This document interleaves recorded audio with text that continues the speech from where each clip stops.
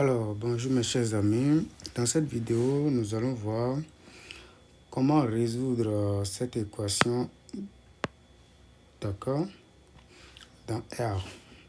Donc ici, nous avons le sinus de x exposant 2024 moins cosinus de x exposant 2024 qui est égal à 1. Donc, qu'est-ce que nous allons commencer par faire? On peut essayer de déterminer le cosinus de x exposant 2024 en fonction du sinus. C'est-à-dire que nous avons moins cosinus de x exposant 2024 qui nous donne 1 moins sinus de x exposant 2024.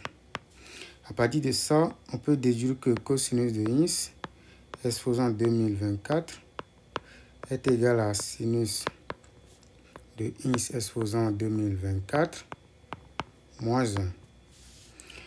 Or, qu'est-ce qu'on sait? On sait que le sinus de x est tout le temps compris entre moins 1 et 1.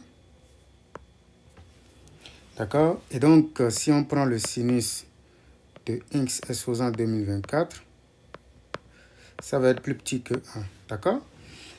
Et même majoré par 0 comme ça parce qu'il est déjà positif à partir de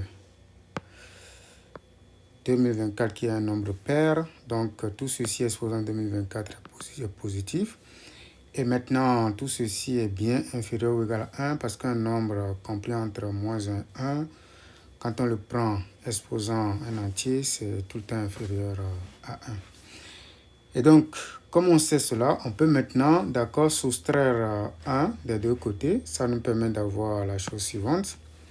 Ça nous permet de dire que moins 1 est inférieur ou égal à sinus de x exposant 2024 moins 1, tout ceci est inférieur ou égal à 0.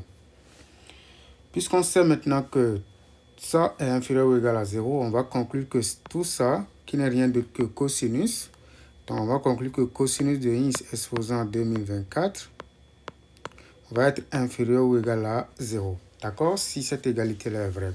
Par ailleurs,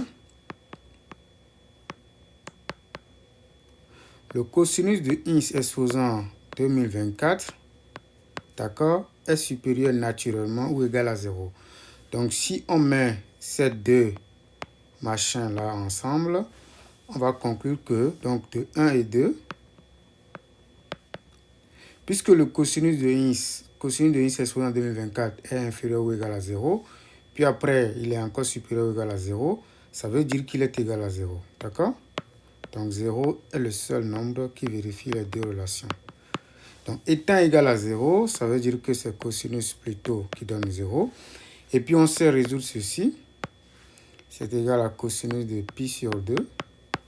Et ça voudra dire que x est égal à pi demi plus kpi.